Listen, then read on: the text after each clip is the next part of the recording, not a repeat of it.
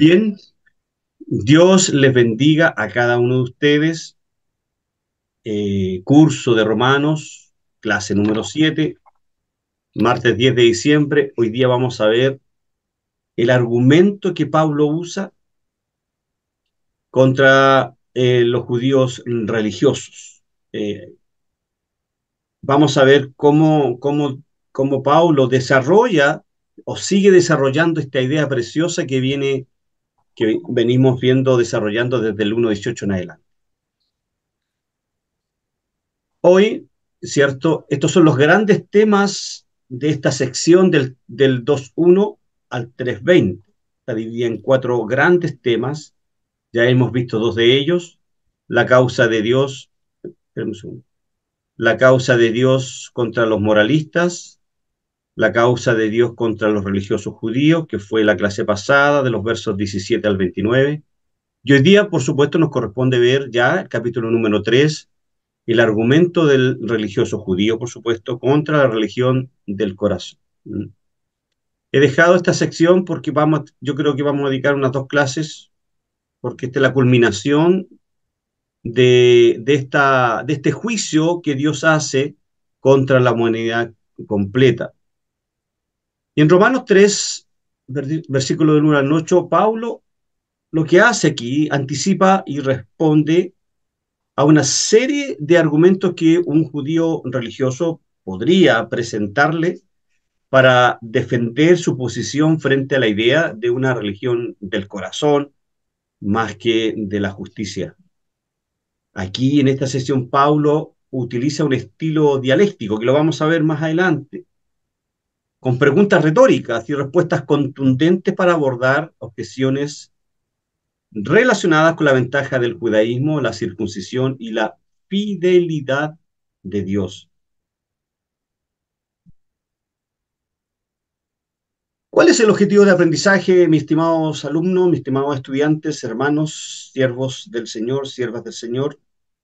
¿Cuál es el objetivo de aprendizaje de este tema? Argumentos del religioso contra una religión del corazón, de los versos 1 a 8. Bueno, primero comprender cómo Pablo demuestra la universalidad del pecado y la incapacidad de la ley para justificar al hombre, examinando la relación entre la fidelidad de Dios y la infidelidad humana, y reflexionar sobre la necesidad de la justicia divina manifestada aparte de la ley. Esta sección de Romanos expone cómo Pablo, decía yo al principio, cómo Pablo responde a los intentos humanos de justificar una religión basada en privilegios externos, en ritos, en circuncisiones y un montón de otras cosas más, en lugar de una transformación interna del corazón. Al respecto, el teólogo y erudito William Hendrickson, en su comentario sobre Romanos, particularmente esta parte del 3.1 al 20, enfatiza, lo primero, la universalidad del pecado y la necesidad de la gracia de Dios. Hendrickson destaca que Pablo demuestra cómo tanto judíos como gentiles están igualmente bajo el juicio de Dios. Es decir, moral y espiritualmente el hombre está alejado de Dios, ¿cierto? Y no puede acercarse a Dios. Es Dios quien, con un amor benevolente, como veíamos la semana pasada, conduce al hombre al arrepentimiento y por ende, en fe, reconoce el señoría de Cristo en su corazón. Y Hendrickson además dice que en esta sección también profundiza en el uso que Pablo hace del Antiguo Testamento para probar que no hay nadie, no hay justo ni aún uno. Esto tiene que ver con toda la sección del capítulo hasta el 3.20. Y aquí está, como corresponde, un pequeño resumen, ya, y voy a dejar con ustedes, no sé si está nuestra hermana Gladys. Hermana Gladys, perdón. La hermana Gladys está presente, no está presente. Wow. De hecho, me dijo que tenía problemas. Ella es de Colombia, la hermana Gladys es de Colombia, Me dijo, ella le pedí que hiciera el resumen hoy día, pero parece que no está. Mm, Bueno, lo voy a hacer yo, ¿ya? Para no interrumpir la clase. Eh, Intentemos hacer un resumen. No lo había hecho porque le había pedido a nuestra hermana. Bueno, eh, en la sección de la clase, ¿ingresó alguien más? ¿Habrá sido ella? Ana Gladys, ¿está usted ahí o no? No, ya. Bien, démosle entonces. En esta parte del capítulo 2, versículo 17 al 29, Pablo se dirige, lo veíamos de manera muy clara la semana pasada, específicamente a los judíos étnicos, destacando que su confianza en la ley, analizábamos, y su identidad como pueblo escogido no los exime del juicio de Dios. Y Pablo argumenta que la mera posesión de la ley, porque a ellos se le entregó la ley, se le entregó, fueron depositarios de la ley, básicamente de la ley moral, los 10 mandamientos. Recuerden que la ley está dividida en 3 secciones: ley moral, ley civil y ley ceremonial, pero particularmente a la ley moral se les entrega como un tesoro para que puedan ser conducidos, ¿cierto? Y puedan ser distintos a las naciones colidantes, ¿cierto? Que eran las naciones paganas. Entonces Pablo argumenta que la mera posesión de la ley no es suficiente para justificar a nadie, menos a los judíos. Y lo que importa es la obediencia genuina a la ley. De los versículos 17 al 20, por aquí tengo mi cuaderno de estudio, del 17 al 20, lo que Pablo hace es, habla de la confianza en la ley y la identidad judía. Bueno, Pablo describe cómo los judíos se jactan de tener la ley, considerándose guías de los ciegos y maestros de los ignorantes, y ellos se jactan. Ahora, sin embargo, esta confianza está mal colocada si no se vive conforme a la ley. Lo que yo decía, esta frase que no es mía, que nuestros hechos hablan tan fuerte que no me dejan escuchar tus palabras. Es como decirle a los judíos: oye, ¿qué me sacas de hablar sobre la ley si tus hechos hablan más fuerte que lo que tú me quieres enseñar sobre la ley? También veíamos la hipocresía, ¿ya? Y la transgresión a la ley. Y Pablo, desde los versículos 21 al 24, Pablo lo que hace, Pablo lo que hace es denunciar la hipocresía de quienes enseñan la ley, pero no la cumplen. Luego, los versículos 25-29 habla del verdadero valor de la circuncisión. Él dice, si mal no recuerdo, que la circuncisión, que era el símbolo de la alianza con Dios, ahí Jeremías, Dios no tiene valor si no se acompaña de una obediencia irrestricta a la ley. Por lo tanto, Pablo lo que hace es redefine al verdadero judío como aquel que es judío en lo interior y no en lo exterior, cuyo corazón ha sido transformado por el Espíritu. ¿Ya? Eso básicamente, y yo decía que Hendricks señala que Pablo argumenta que la salvación, entonces, por gracia, no elimina la necesidad de una vida santa, sino que por el contrario, lo que hace Pablo respecto a las buenas obras, dice que son una manifestación necesaria de la verdadera fe. Si usted dice que cree, si usted me dice que usted cree en Cristo, que usted es portador, ¿cierto?, de este mensaje, si usted es un embajador del reino, si usted es una atalaya de Dios, bueno, primero demuéstreme con sus obras lo que usted me dice que cree por fe. Básicamente eso es lo que Pablo argumenta en los versículos 17 al 29 respecto a los judíos étnicos. ¿Okay? Eh, Bien. Ahora sí es nuestra hermana, pero bueno. Eh, ¿Cuáles son los temas de esta sección del 1 al 8? El gran tema es la fidelidad de Dios frente a la incredulidad humana. En esta sección, Pablo aborda la objeción que los judíos religiosos podrían presentar. Y aquí usa algunas figuras judías lingüísticas que las vamos a ver. Pero hay subtemas, que son tres. Del 1 al 2, el privilegio del pueblo judío, la fidelidad de Dios, del versículo 3 al 4, y la justicia de Dios y el pecado humano, versículos 5 al 8. El privilegio del pueblo judío. Bueno, Pablo, aunque dice que aunque ser judío y tener la circuncisión no garantiza la salvación, ¿cierto? Es como decir, por el mero hecho de haber nacido en una familia cristiana, no te da el derecho o no te garantiza la salvación. La salvación es personal y obedece a una transformación del corazón, obedece a un arrepentimiento genuino que me debe llevar a manifestar obras salvíficas. Pero sí dice que hay una ventaja significativa en ser el receptor de los oráculos de Dios, es decir, las escrituras.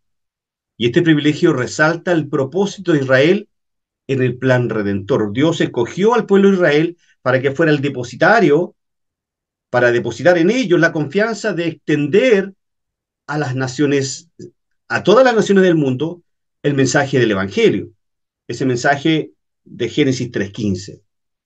Después Pablo nos va a hablar de la fidelidad de Dios, porque dice que a pesar de la incredulidad en los versículos 3 al 4, y el fracaso de algunos judíos en cumplir su pacto, Dios sigue siendo fiel, y eso lo vemos hoy en día, inclusive con nuestras propias vidas.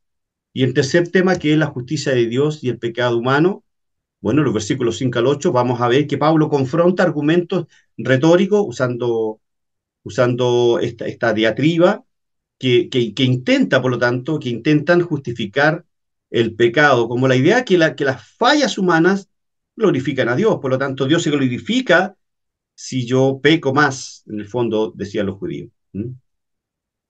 Bien.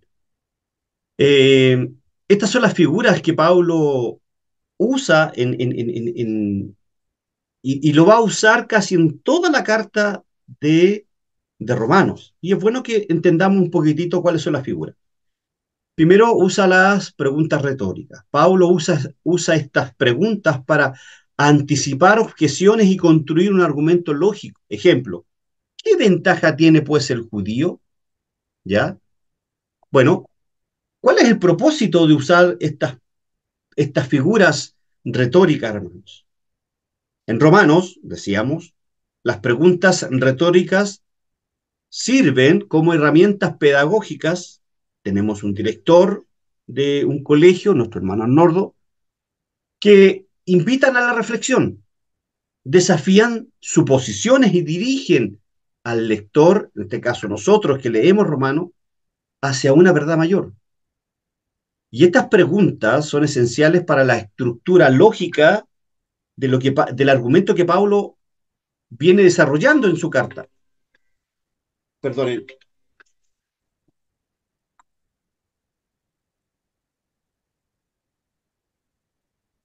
disculpe, no sé quién fue. Bueno. Por ejemplo, inicia y dije acá yo, ¿qué ventaja puede ser judío? ¿O de qué aprovecha la circuncisión más adelante, en el mismo versículo número 1? Y estas preguntas reflejan inquietudes lógicas propias del pueblo judío. Es como, Pablo, ¿qué me venía a decir? O sea, ¿qué ventaja tengo yo de ser judío? ¿Qué de ventaja tengo yo de haber mi circuncidado al octavo día el prepucio? Sobre todo los judíos religiosos. Y él se antepone a las preguntas que podrían plantear y da una respuesta potente a esas declaraciones que eventualmente le van a hacer los judíos. Recuerden que la iglesia en Roma estaba constituida mayoritariamente por judíos y gentiles, pero eran mayoritariamente judíos. Por eso que él tiene la necesidad de hablarle a sus hermanos étnicos. ¿Ya? También Pablo usa el contraste entre lo humano y lo divino. Se observan expresiones como su incredulidad habrá hecho nula la fidelidad de Dios, ¿Mm? ¿Cierto? Cita del Antiguo Testamento. Bueno, esta sección, Pablo refuerza sus argumentos y saca a colación el Salmo 51:4, ¿ya? Para que vamos entendiendo, ¿cierto? Estas estructuras que Pablo señala el Salmo 51, el Salmo 51:4, para que seas justificado en tus palabras y venzas cuando fuere juzgado. La cita, ¿cierto? Las citas que Pablo, valga la redundancia, cita aquí en Romanos, y va a citar muchas citas del Antiguo Testamento Pablo para reforzar y para decir a los judíos, hey, el Antiguo Testamento dice esto, y esto es lo que corresponde que tú observes, ¿cierto? En lo que dijeron los salmistas, lo que dijeron, ¿cierto? Los profetas en el Antiguo Testamento. Porque el Salmo 51, recordemos que es un pasaje de confesión, en el cual David, lo veíamos la semana pasada, si mal no recuerdo, reconoce que Dios es justo al juzgar el pecado. Por lo tanto, Pablo quiere impactar a los romanos utilizando esta cita y fundamentar, perdón, hermanos,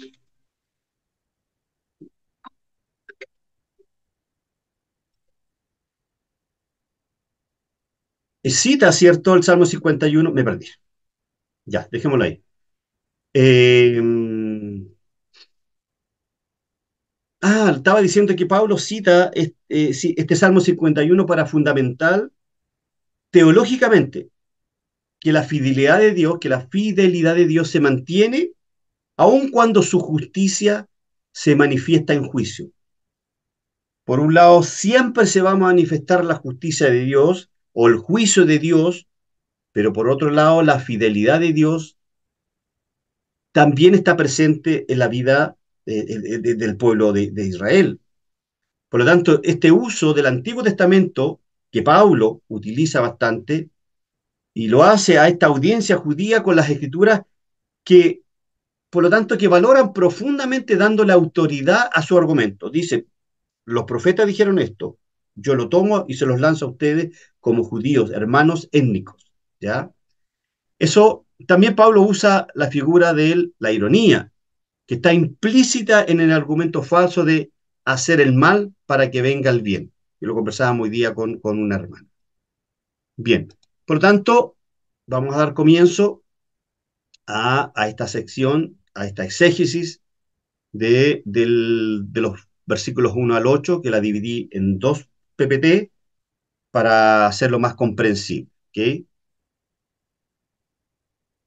Comencemos entonces, amados hermanos, de los versículos 1 al 4. Pablo dice, ¿qué ventaja, acá arriba, qué ventaja tiene pues el judío? Pregunta retórica. ¿O de qué aprovecha la circuncisión? Es como que el judío le está preguntando a Pablo. Mucho, dice Pablo, en todas maneras. Primero, ciertamente, que les ha sido confiado la palabra de Dios, versículo 3. Pues que si alguno de ellos han sido incrédulos, su incredulidad habrá hecho nula la fidelidad de Dios. Y la respuesta contundente, de ninguna manera. Es la misma respuesta que Pablo da en Romanos capítulo 9 cuando dice, hay injusticia en Dios por haber escogido a algunos para salvación o por haber escogido a unos para salvación y otros para dejarlos en el mismo estado en que nacieron. Y Pablo dice, de ninguna manera. Esta es una expresión fuerte, amados hermanos. Es como querer decir, estáis loco, ¿cómo se te ocurre pensar siquiera que hay injusticia en Dios? De ninguna manera. Porque la incredulidad tuya, le dice Pablo a los judíos, no anula la fidelidad de Dios. Por eso dice, de ninguna manera, estáis loco, ¿cómo se te ocurre pensarlo? Antes bien le dice a los judíos, sea Dios veraz y todo hombre mentiroso, como está escrito, para que seas justificado en tus palabras y venzas cuando fuere juzgado. Bueno, aquí encontré 5 frases y espero que las podamos desarrollar para poder entender estos 4 primeros versículos.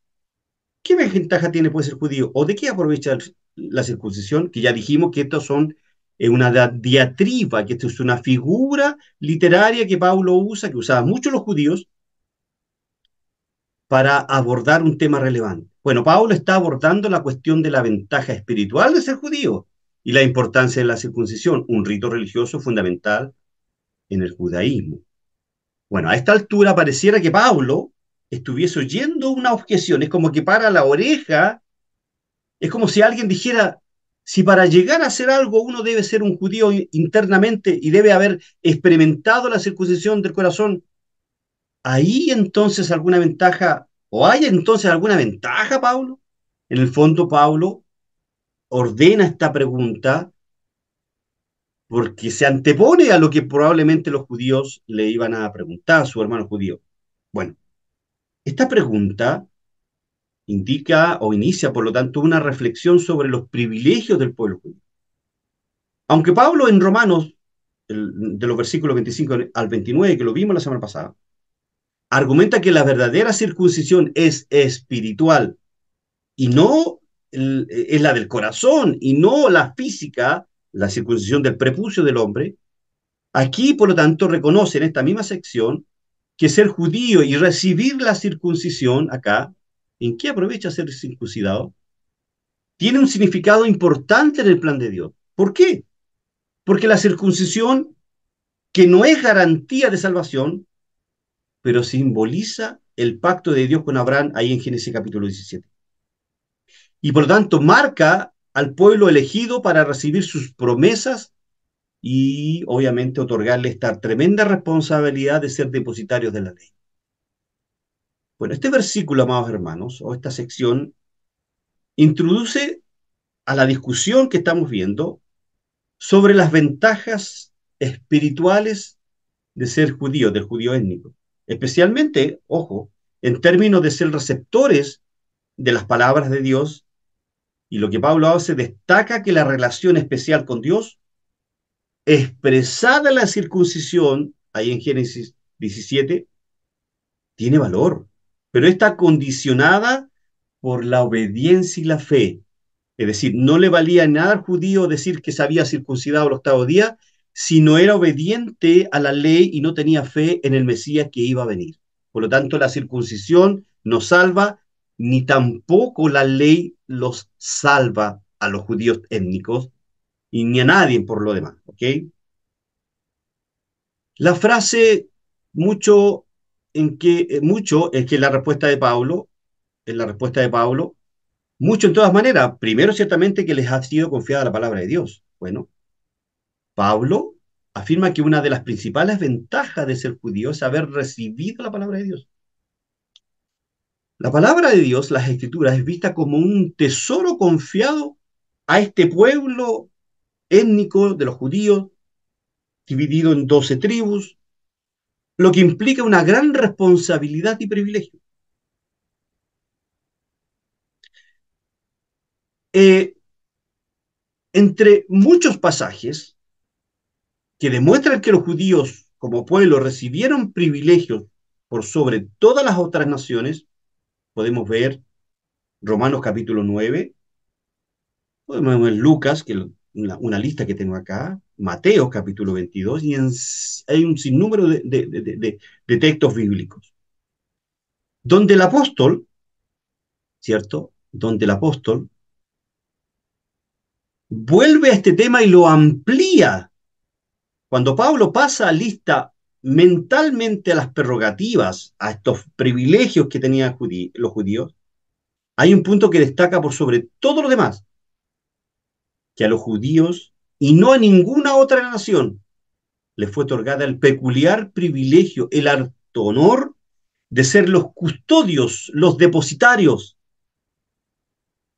algunos diría de los oráculos de Dios, yo diría de la ley de Dios. Toda esa revelación especial, porque la Biblia es la revelación especial, que fue dada, que fue especial, que fue hecha a Israel y que consistía no solamente de mandamientos, sino también de predicciones y promesas. Todo esto le había sido confiado, amados hermanos, ¿a quién? A los judíos. Para ser aceptados por fe, obedeciendo en la medida de lo aplicable, ¿cierto? Teniendo en honra y transmitido a otros. Y los privilegios implican deberes, los honores, por lo tanto, van de la mano con las responsabilidades que este pueblo no supo asumir. Y por eso que fueron deportados, por eso que fueron exiliados, por eso que el reino de Dios se dividió, perdón, el reino judío Hoy los israelitas se dividieron en norte y sur. Por eso que muchas naciones extranjeras los tomaron prisioneros, los llevaron al exilio babilónico y pasaron muchísimos años, cerca de 60 años en el exilio.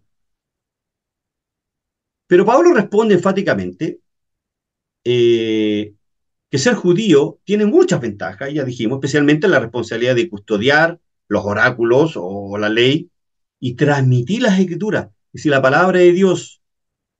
Y este privilegio no se refiere a superioridad moral, sino a la honra y el deber, amados hermanos, de revelar la voluntad de Dios al mundo, que fue lo que no hicieron.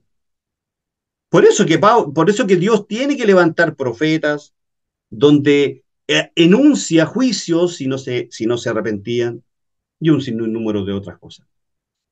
La tercera frase, pues que si alguno de ellos han sido incrédulos, su incredulidad habrá hecho nula la fidelidad de Dios. Dos preguntas retóricas que plantea una hipótesis y su posible consecuencia. Pablo introduce una preocupación sobre la fidelidad de Dios en relación con la incredulidad humana. Desarrollemos un poquito esta frase. Eh,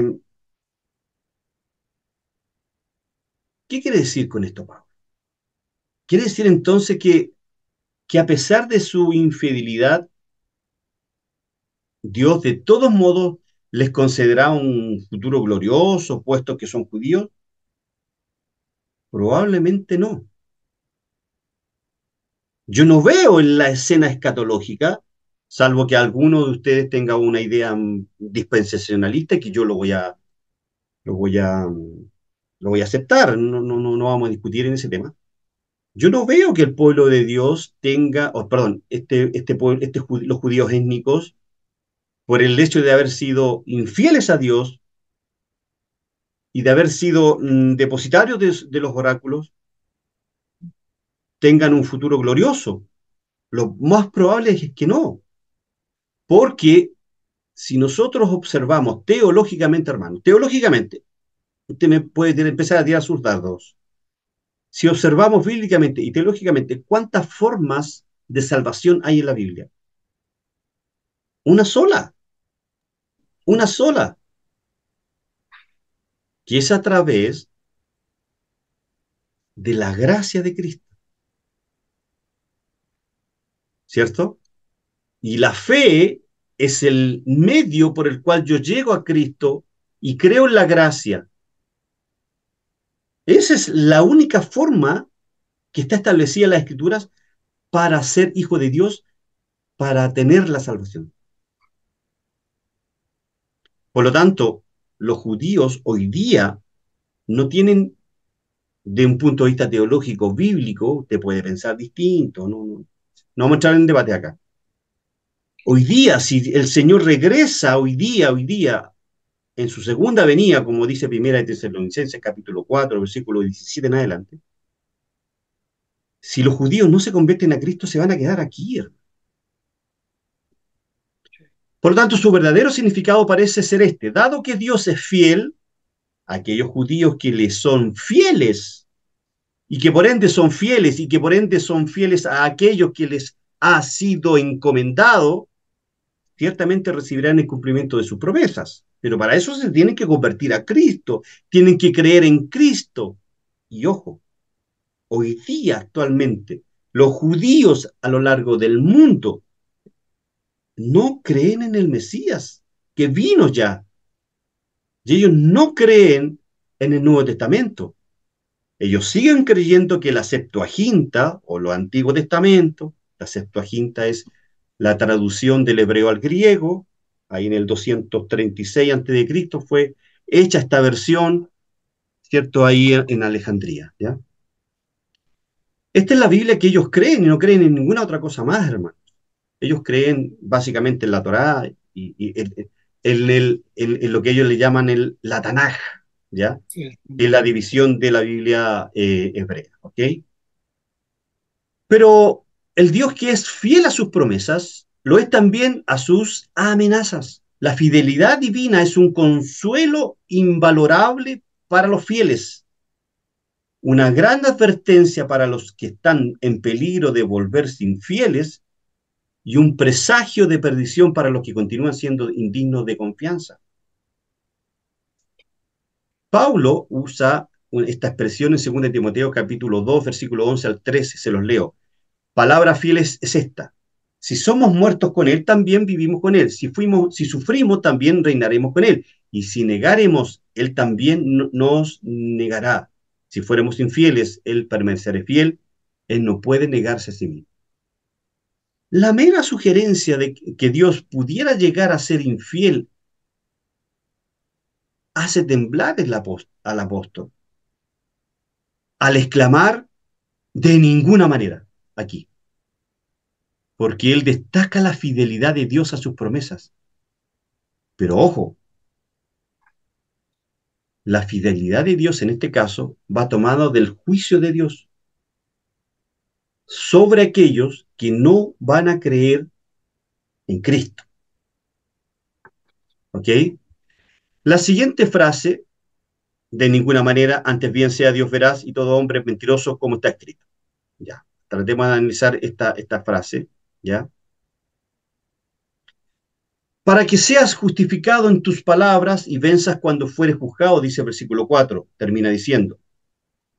Bueno, Israel como nación había sido bendecida con muchos beneficios, es algo que no puede ser puesto en tela de juicio, eso lo sabemos nosotros de manera clara y cada uno de nosotros podemos dar una respuesta a esta pregunta. ¿El pueblo de Israel en el Antiguo Testamento fue bendecido? Sí, no podemos entrar en objeciones.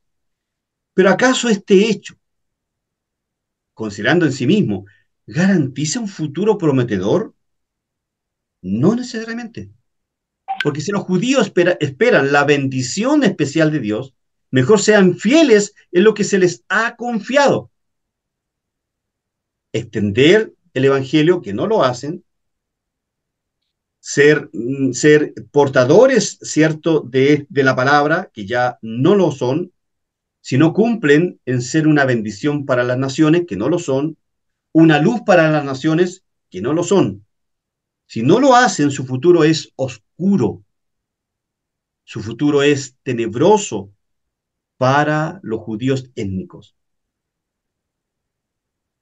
Acuérdense en Salmo 51:4, cuando el salmista dice, contra ti solo he pecado y he hecho lo malo delante de tus ojos, para que seas reconocido justo en tu palabra y tenido por puro en tu juicio.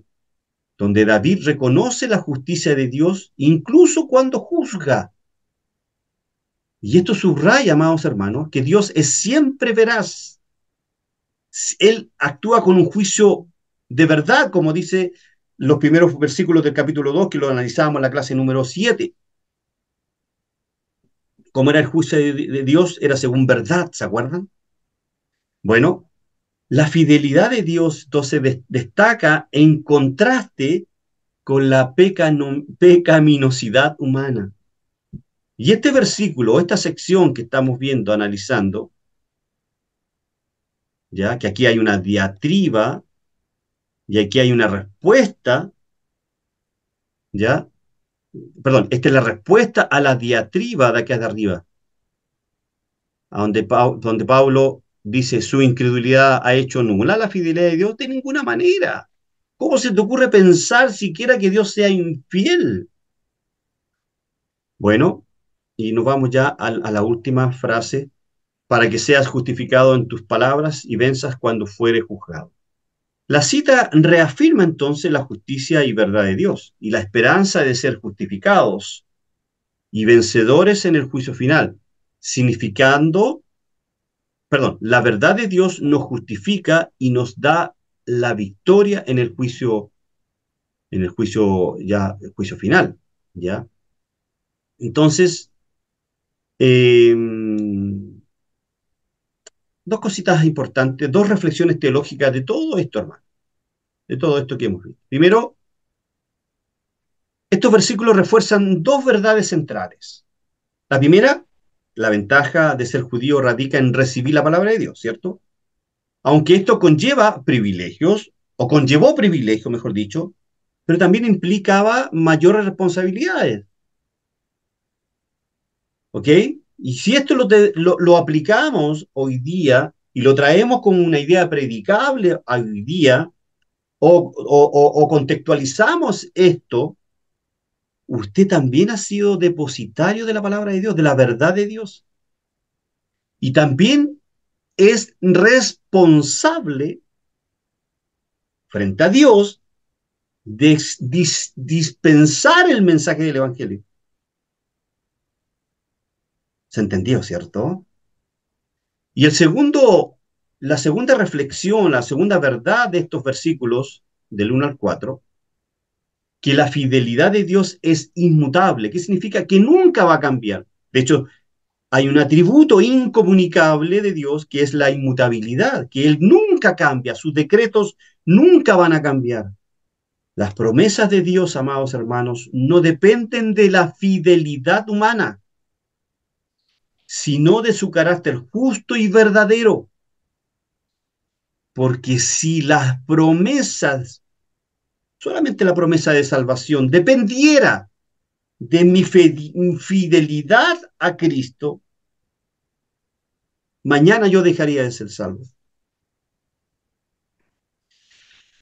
Las promesas de Dios no dependen de la fidelidad humana, sino de su carácter justo y verdadero.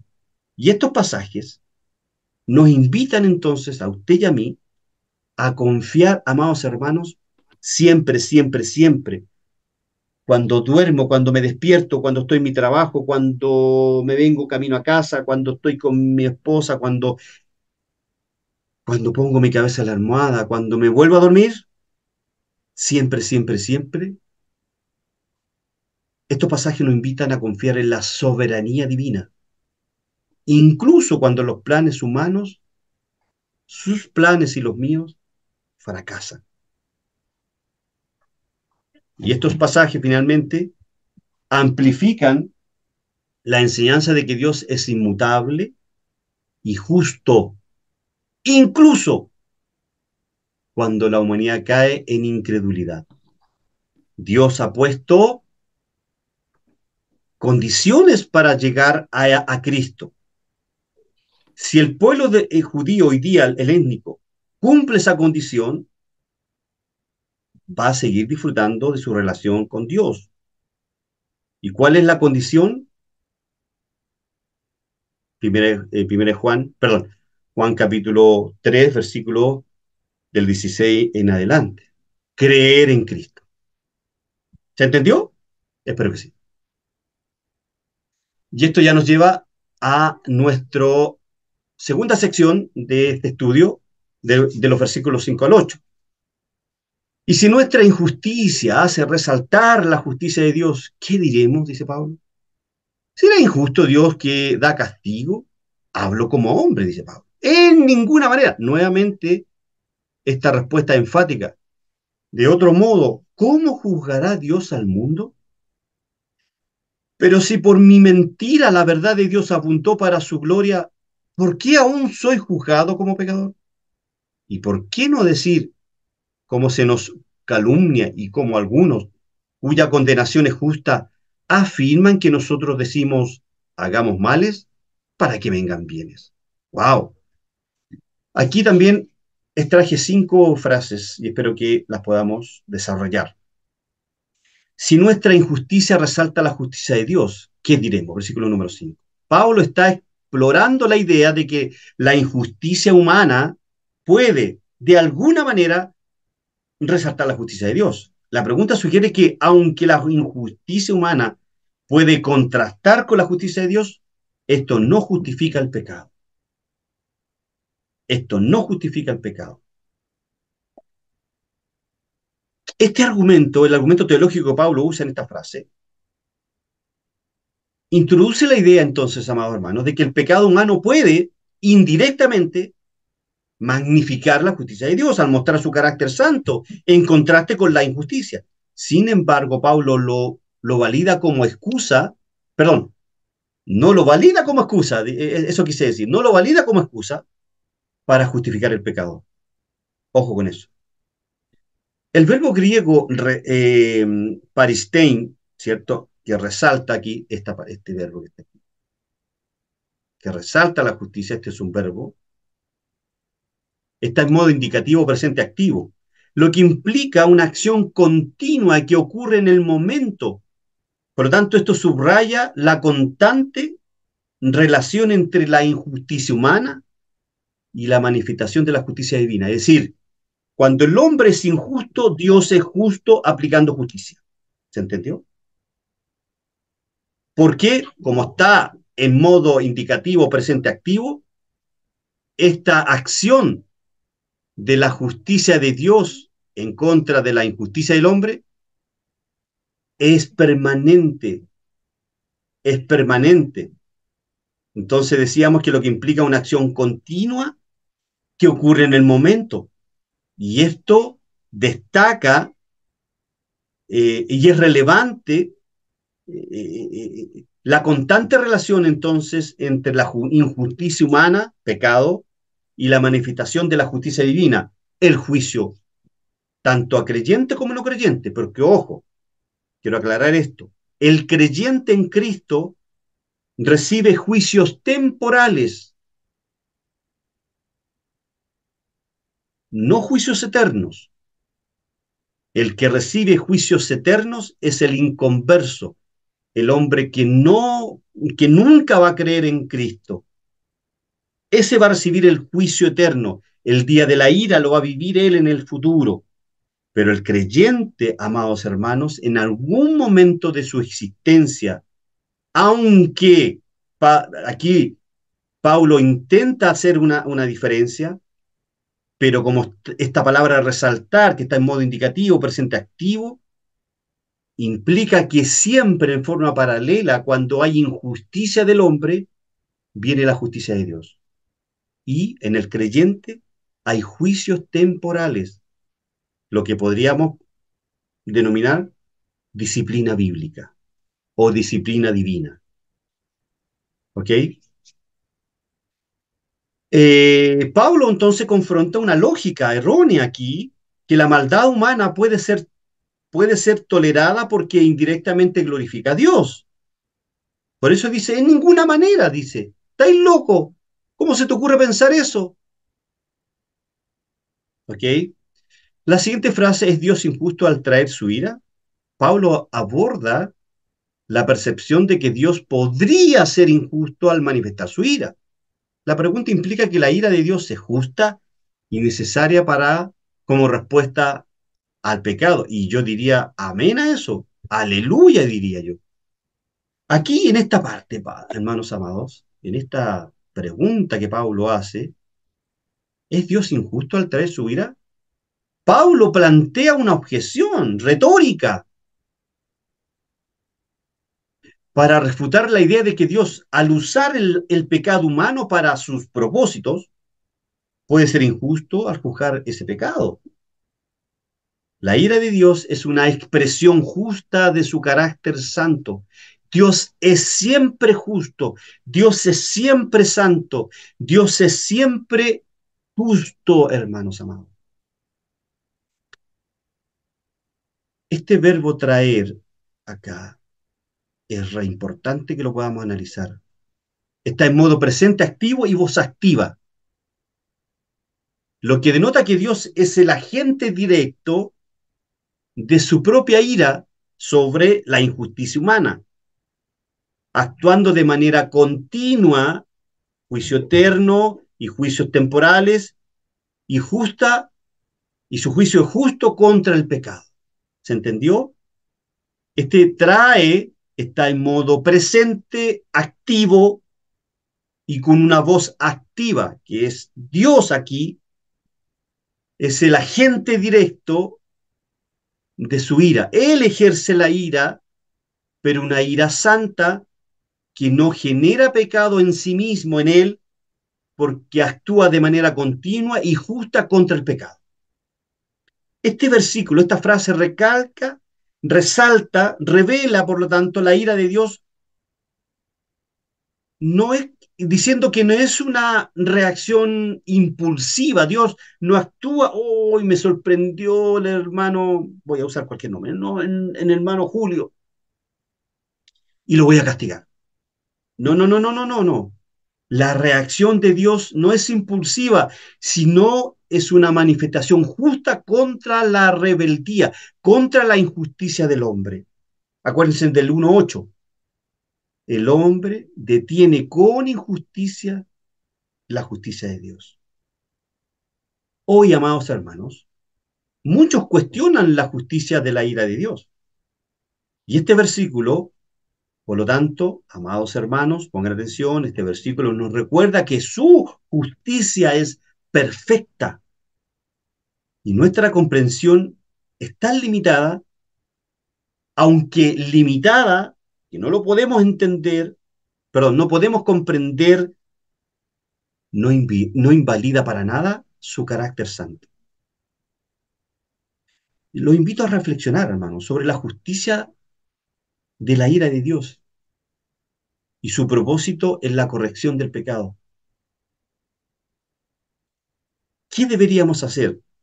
Estudiar y entender la ira de Dios en el contexto de su justicia, en el contexto de su amor y cómo esto se aplica a su vida. Voy a leerle la cita de Hendrickson, Wyndon Hendrickson, ¿cierto? Él dice, él enfatiza, él enfatiza que esta pregunta, ¿es Dios injusto al traer su ira? Anticipa objeciones humanas al juicio de Dios. La idea de que Dios podría ser injusto al castigar al pecado es rechazada por Pablo con un enfático de ninguna manera. ¿Ok? De ninguna manera, de ningún modo. ¿Dónde me quedé? Hendrickson subraya que la justicia de Dios es intrínseca a su carácter y que su ira contra el pecado no contradice su justicia, sino que la afirma. Esta perspectiva, dice Wilson, nos llama a reflexionar sobre la seriedad del pecado y la necesidad de someterse a la santidad divina. Ve, aquí está la respuesta que dice Henderson. De ninguna manera. Estáis loco. ¿Cómo se te ocurre pensar, hermano querido, hermana querida, que es Dios injusto al traer su ira? No. Porque como está en modo, mi nota de estudio, está en modo presente activo y voz activa, Él es el que ejerce la ira y su ira no es impulsiva, su ira obedece a un plan, obedece a su carácter inmutable, obedece a su carácter justo. Y si somos objeto del justo juicio de Dios aplicando justicia temporal, amados hermanos, nos resta arrepentirnos y seguir caminando en santidad. De ninguna manera, de otro modo, ¿cómo juzgará Dios al mundo? Bueno, Pablo reafirma la justicia de Dios y su capacidad para juzgar al mundo. La justicia de Dios es esencial para su juicio sobre el mundo y su ira es una manifestación de su justicia. La penúltima frase, si por mi mentira la verdad de Dios abundó para su gloria, ¿por qué aún soy juzgado como un pecador? Bueno, Pablo está explorando la idea aquí en el versículo 7, pero pero si por mi mentira la verdad de Dios abundó para su gloria, ¿por qué aún soy juzgado como pecador? Bueno, desarrollemos esta idea, yo creo que es bueno que la desarrollemos.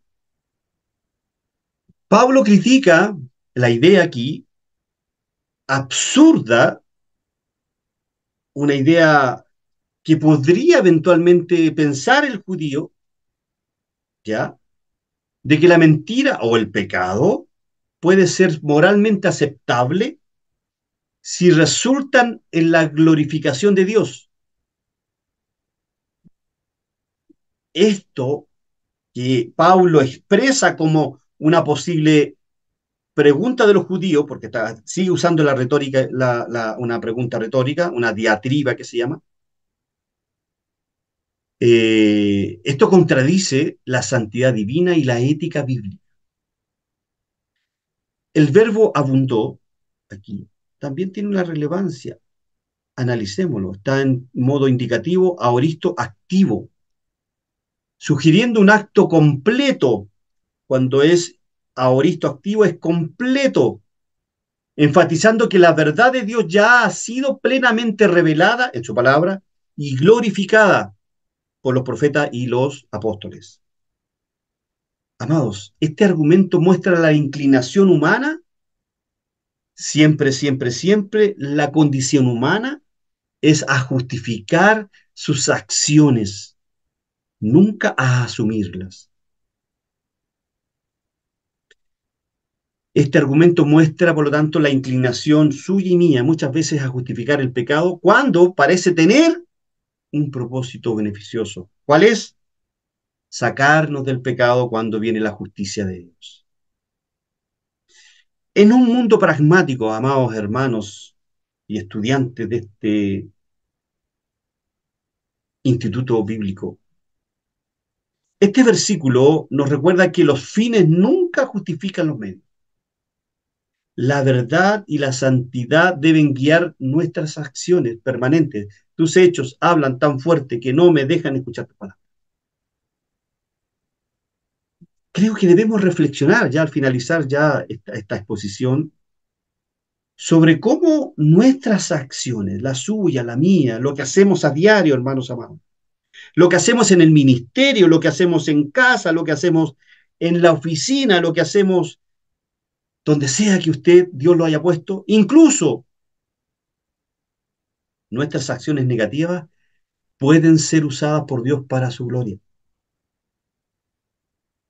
Reconocer que la gloria de Dios no depende de nuestras acciones, pero que debemos esforzarnos por vivir en la verdad. Finalmente, este versículo número 7 refleja, creo yo, una tergiversación, podríamos pensar, de la gracia divina. Hendrickson explica que tal razonamiento representa una actitud peligrosa de buscar justificar la maldad personal al destacar los posibles resultados positivos.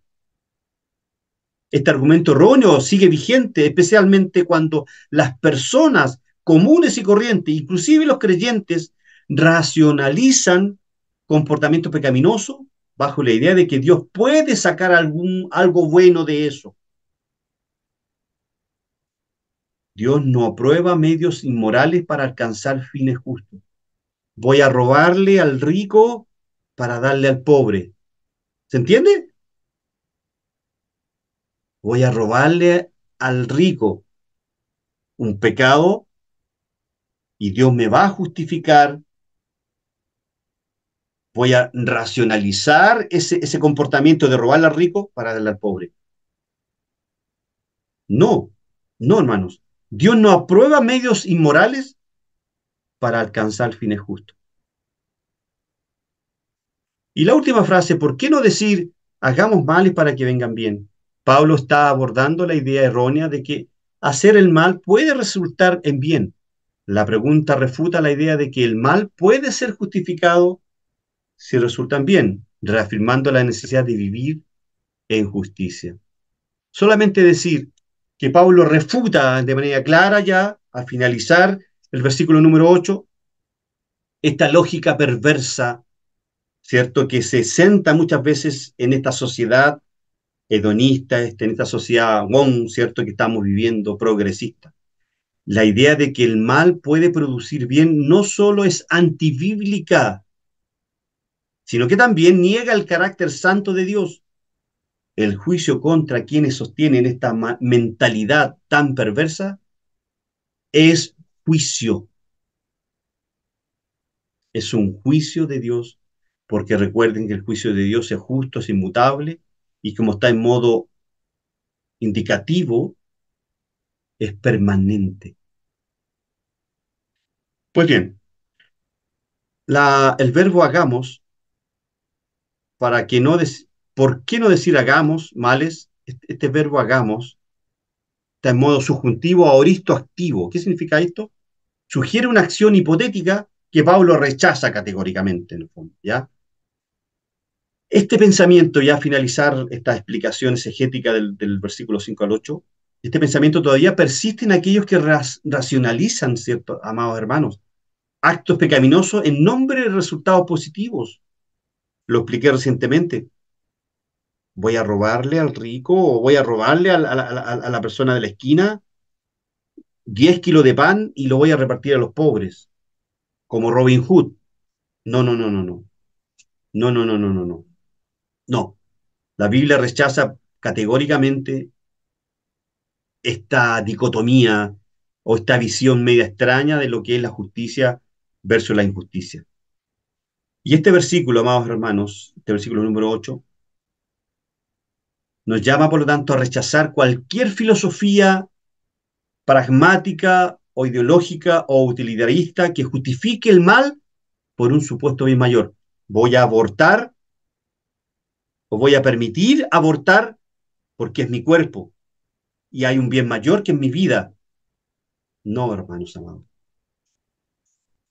Considerar la importancia de vivir en justicia y evitar la tentación de justificar el mal es lo que la sociedad hoy día ha imperado o está imperando y está, como dice mi Axel Kaiser, como un parásito mental. Bueno, no lo voy a explicar. ¿Qué dice Hendrickson sobre este pasaje? Dice que Pablo condena de manera explícita esta lógica corrupta que tergiversa el Evangelio y el carácter de Dios. Afirma que hacer el mal con la esperanza de resultados positivos es una violación directa de los principios de la justicia divina. Este erudito advierte que los creyentes deben ser cuidadosos en evitar prácticas que comprometan la santidad en el pretexto de un bien mayor, la famosa justicia social, lo que les comentaba recién.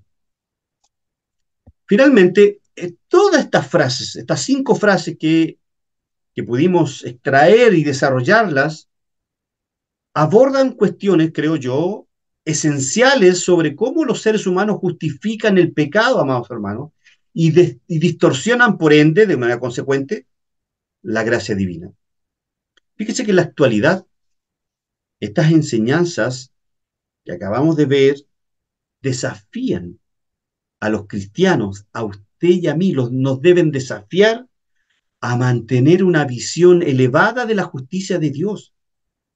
Y como decía en una publicación que hice unos días atrás, estos temas debemos enseñarlos en la justicia de Dios, la ira de Dios, el pecado, el matrimonio homosexual, todos esos temas que son relevantes y que están en el intelecto de nuestra sociedad, debemos, a través de los púlpitos, a través de nuestras redes sociales, a través de nuestra familia, de nuestros amigos, debemos hablar de estas cosas. Determinados siervos tienen tanto temor de hablar de la justicia de Dios, de la ira de Dios, del pecado y de toda esta sociedad corrupta que vemos hoy día, de la corrupción, que en Dios nos va a pedir cuenta. En la actualidad, hermanos, estas enseñanzas desafían a los cristianos a mantener una visión elevada de la justicia de Dios, evitando racionalización o racionalizaciones, eso quise decir, que trivialicen el pecado, que aminoren el pecado. No, el pecado no. Vamos a robarle a los ricos para darle a los pobres. También subrayan la importancia de vivir una vida en santidad que refleje la verdad del Evangelio. Tus hechos hablan tan fuerte que no me dejan escuchar palabras. Para ustedes, amados hermanos, maestros de este que hay acá, en los que estamos hoy día, 16 hermanos conectados, pastores, estos pasajes, creo yo humildemente, que es una herramienta clave para instruir sobre la seriedad del pecado y la fidelidad de Dios al juzgarlo justamente. Y con esto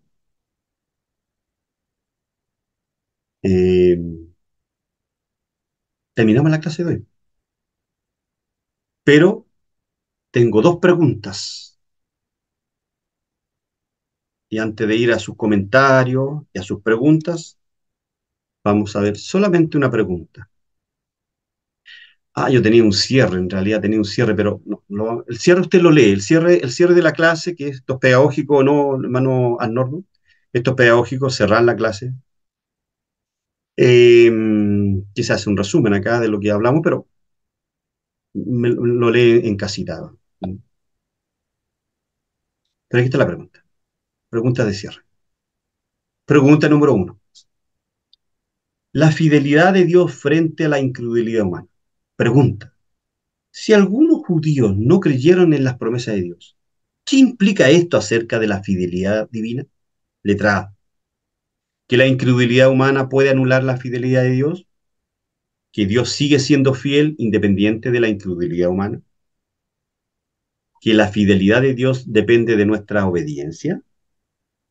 Que la incredulidad de algunos es irrelevante para el plan de Dios. ¿Cuál creen ustedes que es la respuesta correcta? La letra B. A ver, la B, correcto, la B. La Exacto. B.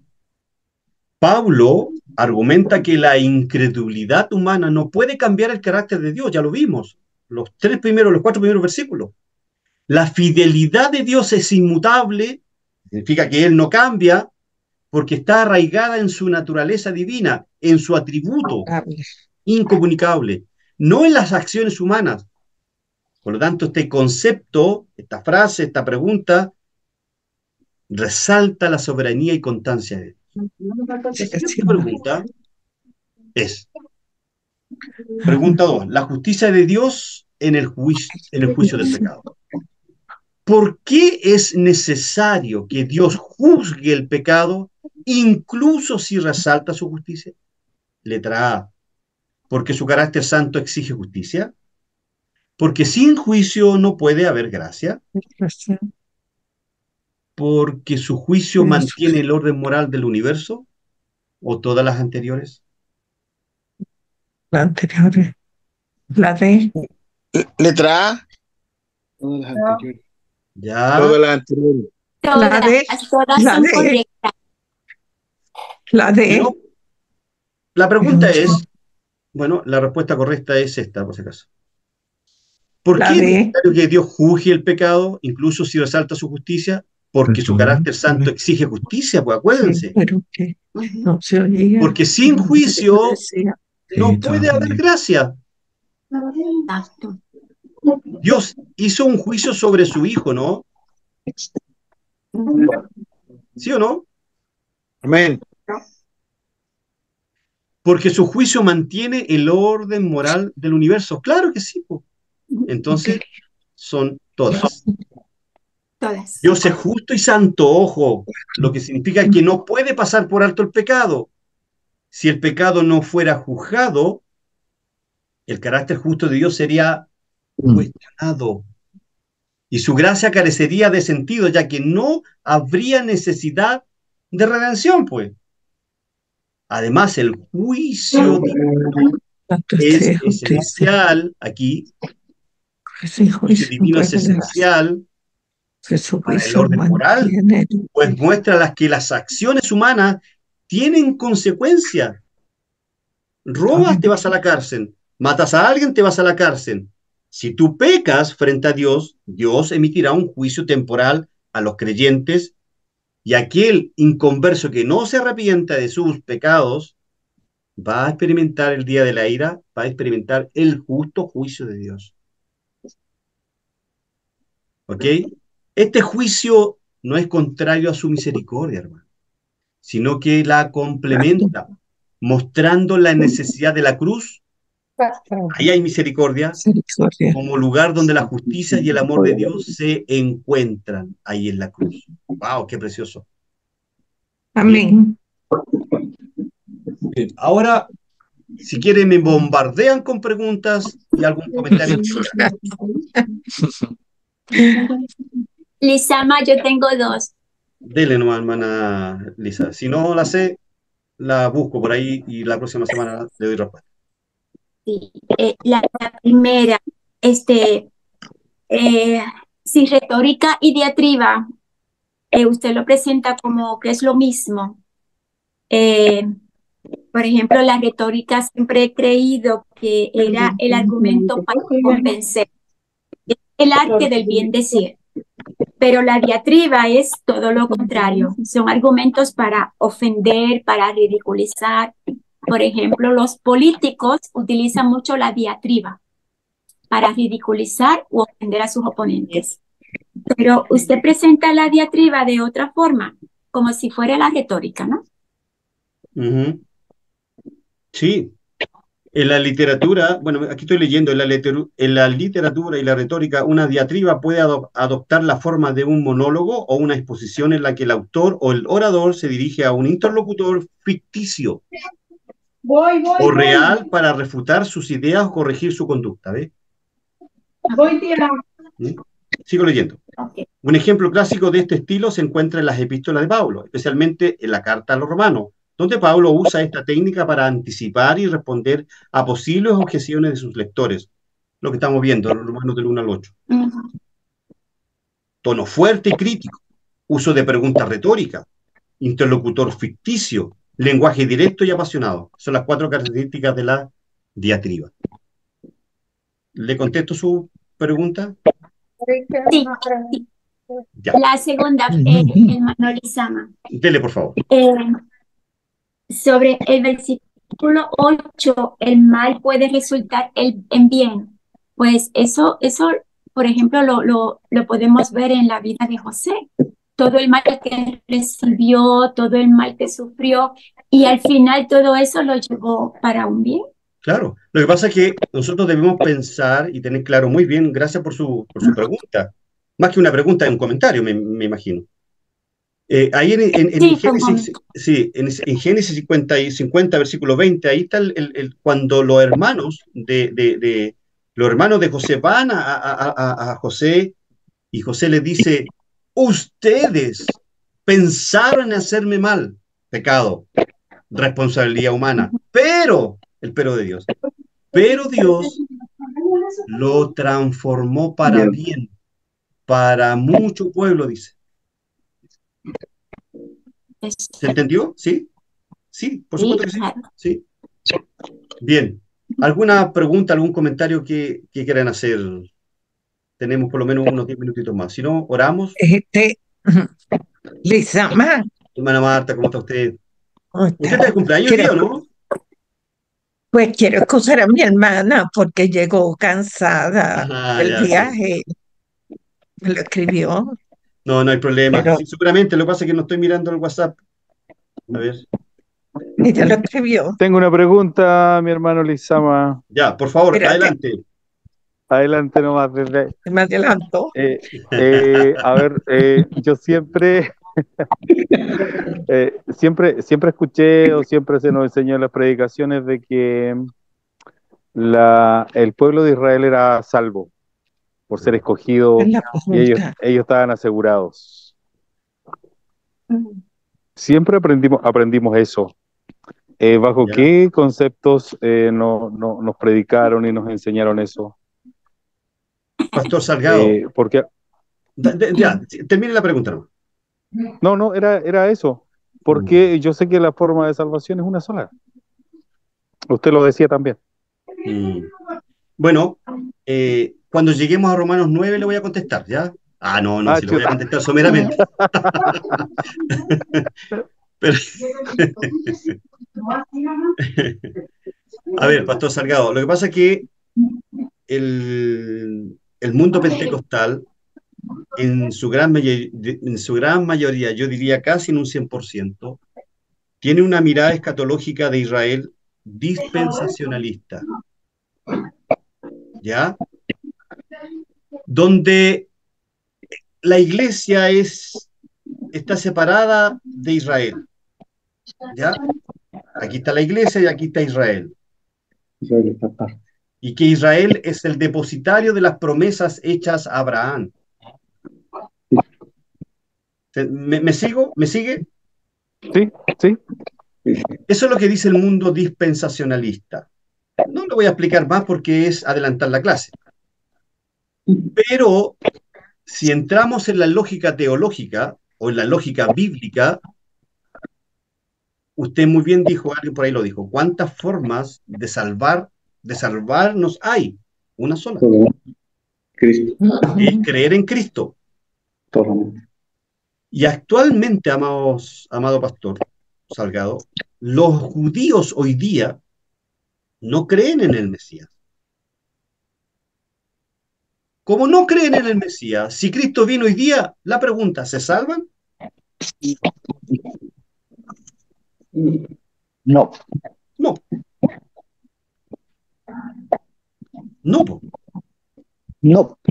Y ahí puedo darle la respuesta, pero yo prefiero este tema que es candente. Yo sé que es candente, ya que hay algunos hermanos y hermanas y pastores que a lo mejor tienen estas ideas teológicas, y yo le insisto, cuando llegue Romanos 9 vamos a ver las dos posiciones, la dispensacionalista y la posición más reformada o más histórica respecto a estos temas. ¿Mm? Me parece. Muy bien. Ok, ok. ¿Alguna otra Yo, pregunta? yo, yo, yo, La hermana yo que Marta, me porque ella dejaron estaba ahí, por favor, hermana hace Marta. ratito, sí, es más, se me olvidó ya la pregunta, pero lo voy a decir. Se le olvidó la pregunta. Este, ¿Cuánto tiempo durará la ira de Dios? ¿Cuánto tiempo durará la ¿Cuánto ira de tiempo Dios? la ira de Dios?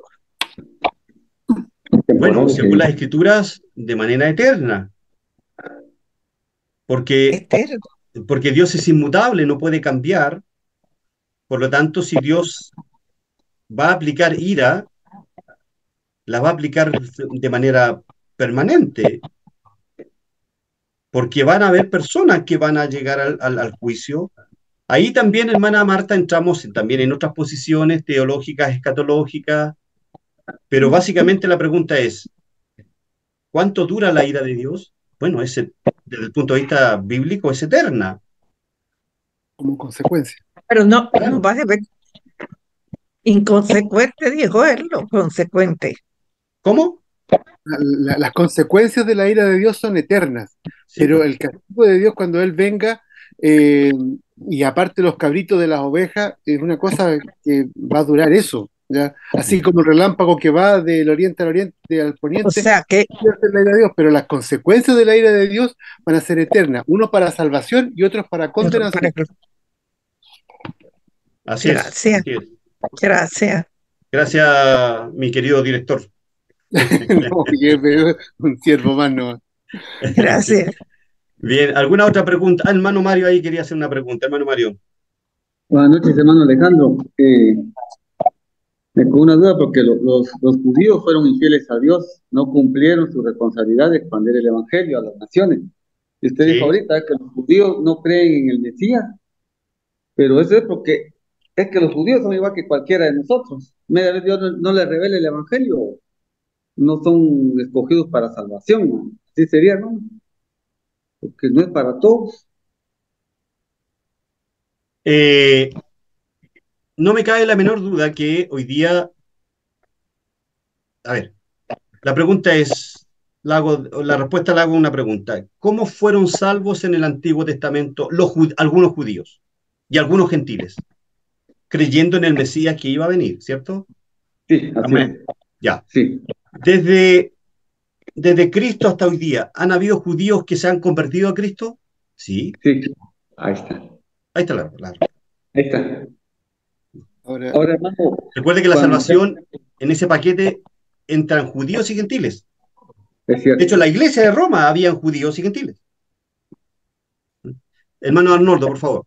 Usted o sea, iba a... recordar lo que está en Hebreos capítulo 11, donde habla de la fe. O sea, cómo aquellos alcanzaron la salvación porque actuaron conforme a la luz que conocieron. ¿Ya? Ahí se menciona a Abraham, se menciona a David, se menciona a Salomón, se menciona a Sansón, ¿ya? Que uno diría, oye, Sansón que fue terrible, cómo se entregó a Salomón. Que Salomón dice que no le hizo asco a ninguna cosa, lo probó todo, ¿ya? Entonces, pero ahí en el libro de Hebreo lo menciona como que uno de los que va a alcanzar la misericordia de Dios y va a vivir por la eternidad junto con todo el pueblo de Dios que vino después.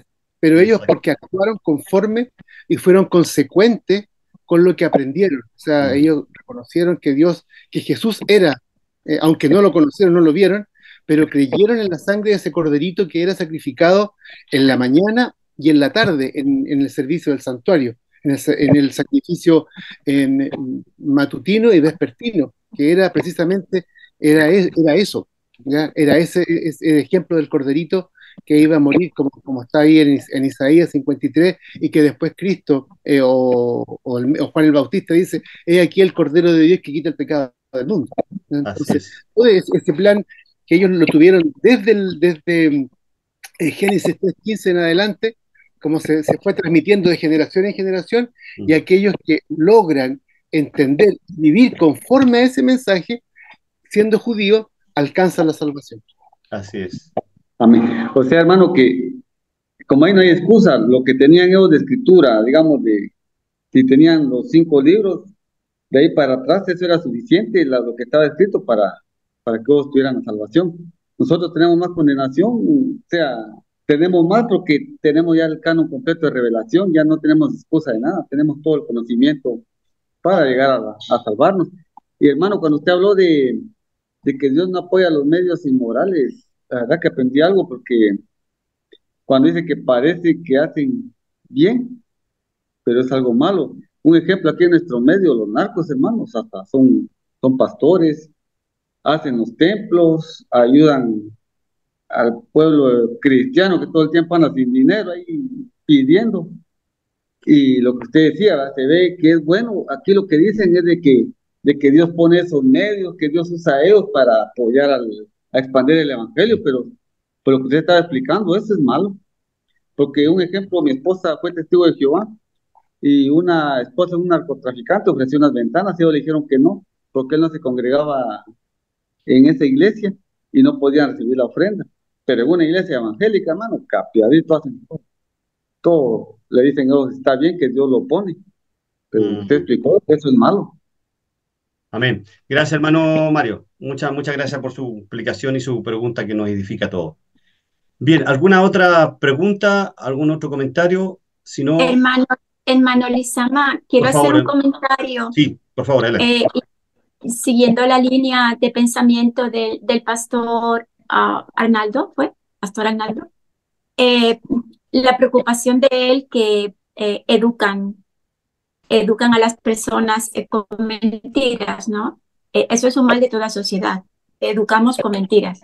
Desde escuela elemental, escuela secundaria, te educan en unas cosas. Cuando vas a la universidad, te das cuenta que todo lo que te enseñaron eran mentiras, que la verdad es esto. Y a veces uno sigue estudiando y dice, mira, pues no, esto tampoco es la verdad es esto otro.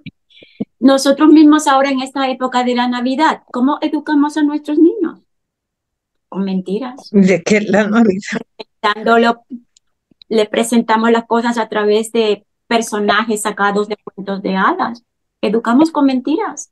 Y a veces dicen, ay, que esa es nuestra cultura, que esa es la forma de ser de nuestro país, sea lo que sea. Educamos con mentiras. Y entonces, ¿cuál es el deber de nosotros los cristianos? Estudiar. Tenemos que estudiar la santísima palabra de Dios, tenemos que ver lo que otros pensadores, lo que otros teólogos dicen acerca de la santísima palabra de Dios, discernir nosotros de eso que otras personas dicen, hasta que uno verdaderamente pueda entender qué es lo que verdaderamente tenemos que creer. Historia. Sí. Muy bien lo que usted dice, hermana Elizabeth. Hay un sector de la iglesia pentecostal que no toma mucho en cuenta la doctrina ortodoxa. Yo ya expliqué en una oportunidad lo que era la doctrina ortodoxa, ¿cierto? La doctrina patrística que nace, ¿cierto? De ahí desde el siglo II en adelante. Hay un periodo de oscurantismo y nace después, antes de la Reforma y después de la Reforma, empieza, ¿cierto?, a descubrir estas doctrinas elementales de la fe cristiana, ¿cierto? Catalogadas como, por ejemplo, las 5 solas y todo eso. Pero usted tiene mucha razón, hermana Elizabeth, en el sentido de que ¿cómo educamos a nuestros hijos? Digámosle la verdad. Si bien es cierto que Jesús no nació un 25 de diciembre, y eso lo sabemos todo, ¿cierto? Jesús nació cuando Chile bueno, Jesús nació en la segunda semana de septiembre, dicen algunos, pero me quedo más con esa tesis. Pero da lo mismo cuando haya nacido, pero no nació el 25 de diciembre. Bueno, enseñémosle a nuestros hijos que Jesús nació en otra fecha, pero que el mundo celebra el 25 de diciembre, pero démosle el sentido correcto. El viejito pascuero ya no existe, y bueno, digámosle a nuestros hijos, no existe, no. Cuesta, claro, yo veo aquí algunas caritas como le digo, no le digo, pero hay que decírselo, porque en el fondo ellos, ojo, ellos van a descubrir la verdad afuera. En el colegio van a descubrir la verdad y van a llegar un día a casa y van a decir, oye, papá, bueno, ¿es verdad que existe o no existe? De ahí usted se va a ver en la encrucijada de seguir, ¿cierto?, ocultando la verdad o lisa y llanamente sentar a su hijo con atención concentrada y explicarle que el viejito pascuero no existe. Y hay niños que Lisa, sufren. Cuando se enteran de la verdad, sufren y le echan la culpa a los padres y a veces psicológicamente eso les perturba por un tiempo. Exactamente, sí. Sí. una opinión Por favor. breve. Sí, por la misma línea de Elizabeth, lamentablemente lo que le llaman estas historias paganas, Ujú. que hay personas que le hablen que la Navidad pues, proviene de estas historias paganas y hay una historia sobre eso que habla pues sobre lo que nosotros supuestamente celebramos, que la Navidad es totalmente pagano. Ujú. Ahora, La, mi opinión, siga, por favor, hermano Marta, siga nomás. Pensé que había terminado, perdone. no, iba a hablarle el pastor. Yo terminé. Ah, perfecto, ok. Bueno, como para cerrar el capítulo de Navidad, el tema de la Navidad es un tema de conciencia, hermanos. Si usted, Pablo dice en Romanos capítulo 14, si su conciencia no es alterada por saber que Jesús no nació en 25, celebre la Navidad con el sentido que corresponda. Pero si su conciencia se ve alterada y usted dice, no, esto es pecado que yo celebre el 25 de diciembre a Jesús cuando no nació el 25 de diciembre, no lo haga. Porque si su conciencia lo va a llevar a pecar, ahí tiene un doble juicio ahí. ¿Me entiende? Es como, Lo mire, voy a entrar en importante un fue tema que más, nació. voy a entrar en un tema un poquito más fuerte. Si alguno de aquí no tiene problema en tomarse una copa de vino a la hora de almuerzo, y si para otros es un problema, conciencia, dice, chuata, una copa de vino, estoy pecando contra Dios, no lo haga. No lo haga. Si para algunos matrimonios, por una noche, celebrando una noche, van a cenar y después dicen, no vamos a llegar a casa, vamos a ir a un motel para estar juntos. Si para usted el ir a ese lugar, que es en su lugar un antro de perdición para algunos, no vaya. Pero si usted no tiene problema y quiere disfrutar con su esposa, con su esposa, con su esposa, con su esposa, con su esposa, El problema. repito, con su esposa, y no tiene problema en ir, vaya, disfrute, Está perdiendo la señal. disfruta a su esposa. Pero si usted tiene un problema de conciencia, usted dice, no, es que no voy a ir para allá porque me voy a llenar de espíritu inmundo y voy a traer, no lo haga. No lo haga, porque es un tema de conciencia, hermanos. ¿Ok? El que sabe hacer lo bueno y no lo hace. Que no, no. Bien. A Usted veces es lo que diría lo piensan mismo. las iglesias, hermano. Y nosotros estuvimos en la iglesia que ya para esta fecha solo de Navidad predicaba. Navidad y yo le decía a mi amigo, si mira Santa Claus, yo lo voy a reunir, le decía, porque ya doctrinándolo solo para en contra de la Navidad, pero a veces se guardan en eso y hacen cosas peores, hermano. Mejor, como usted dice, esa conciencia, a conciencia y todo sano, ¿va? Siempre dándole la honra y la gloria a Dios. Exacto. Mire, yo personalmente pongo el arbolito más lindo del mundo. Mi familia lo pone acá, mis hijos lo arman, luces de colores. Pero si usted le pregunta a mis hijos, ¿qué estamos celebrando el 25 de diciembre? Nacimiento de Cristo. Nacimiento de Jesús, papá. Sí. Exacto. A nivel mundial se celebra. Bien, Es muy importante es muy importante tener claro exacto.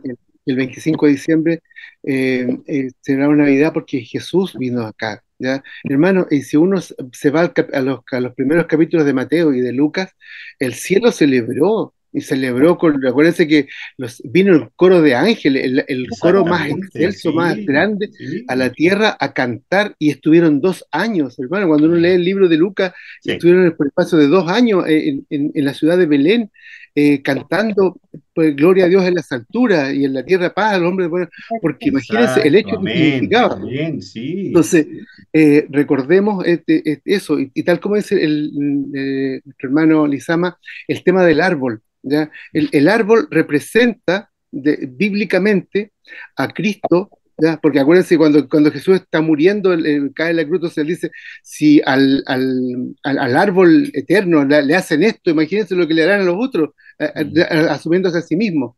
Entonces, poner un pino ahí, decorarlo, es celebrar, es recordar la Navidad con el verdadero sentido, Exactamente, sí, porque sí, Satanás, sí, el sí. enemigo de Dios, lo que busca no va a ser que no celebremos Navidad, al contrario, celebrémosla y la va a pervertir. Exacto. La va a Eso, tergiversar. claro, completamente. Y eso es lo que Claro, eso tenemos que es. tener cuidado Sí, cuando se lo presentamos a nuestros hijos. exacto. Exacto. Bien, Sí, muchas gracias, mi el himno, estimadísimo amigo. el Hermana himno Julia. que dijo, el himno que dijo usted, Gloria a Dios en las alturas, ese fue el primer himno navideño, el que cantó los... Claro. Exactamente, muy bien. Estaba pensando en eso. Qué bien. Hermana Julia, por favor. Quiero hacer un comentario que la pregunta está en cuál es tu motivación, qué es lo que te motiva y por qué lo haces. Porque, Exacto, por sí. ejemplo, yo siempre, mis hijos, siempre, la Navidad era algo bien especial porque toda la familia había puesto la atención en los niños Mm, y en el nacimiento de Jesús. Entre todos montábamos el árbol y era el único día que veíamos a papá debajo del árbol montando, todo el mm. mundo riendo, celebrando, que estábamos celebrando, pues el nacimiento del niño Jesús. O sea, ¿qué te motiva en tu corazón? ¿Por qué lo haces? Me imagino que el Señor toma eso en cuenta, ¿no? Así es, sí, sí, sí. Sí.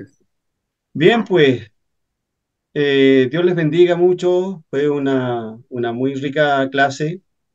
Espero que hayan sido edificados y esa es la finalidad. Amén. Vamos a orar, ¿les parece? Vamos a orar al Señor para que podamos terminar la clase. Amén. ¿Qué le parece, mi hermano Cristian? Si puede orar ahí por el término de la clase, se lo agradecería. Amén. Padre Celestial, bendito Dios, agradecemos este tiempo en la meditación de tu palabra. Gracias, Señor, por la obra poderosa de tu Espíritu Santo, por tu palabra, Señor. Gracias porque hemos sido edificados, Señor, y creemos que esta palabra no vuelve vacía sobre nuestras vidas, sobre nuestros corazones, Padre. Y ayúdanos, Señor, en este tiempo, Señor, a tener la reflexión, Señor, la humildad, la sencillez, Padre, y no correr que en medio de las multitudes, Padre, por el contrario, Señor, estar contigo, Señor, en la familia, Señor, con nuestros hermanos, con nuestros pastores, Señor, en comunión, Señor, en amor, en afecto, en fe, Señor, entendiendo que lo más importante siempre serás tú, oh Dios amado. Amén. Agradecemos este tiempo maravilloso, Señor, agradecemos la enseñanza que recibimos cada martes, Señor, hemos sido en crecimiento, Señor, edificados, Señor, a través de tu palabra, Señor, y agradecemos esto, Padre, y pedimos, Señor, que tu bendición sea en cada hogar, en cada familia, Padre, en el nombre de Jesús, amén y amén. Dios les bendiga, mis hermanos. Amén. Gracias, hermano Cristian. Bien, ahí si pueden prender sus camaritas. Dios les bendiga, cuídense. Nos Amén. vemos, si Dios así lo permite, próximo. Gracias por la clase. Amén. Bendiciones, gracias. Bendiciones a todos. Buenas noches, Próximo martes, estén bien, Cuídense, bendiciones. hermano. Bye, Dios les Catalina, bendiga. Erika, Chao, chao. Marco. Dios le bendiga, mi hermana Chao, chao. Elizabeth. Cuídense, Bye, Pastor bye. Roberto, nos vemos. Chao, chao. El niño. Chao, hermano Arnoldo, nos vemos mañana. Chao, chao. Está grande el nene, está grande. Sí. Dios lo bendice. Ya, chao, chao. Nos vemos. Bye, bye.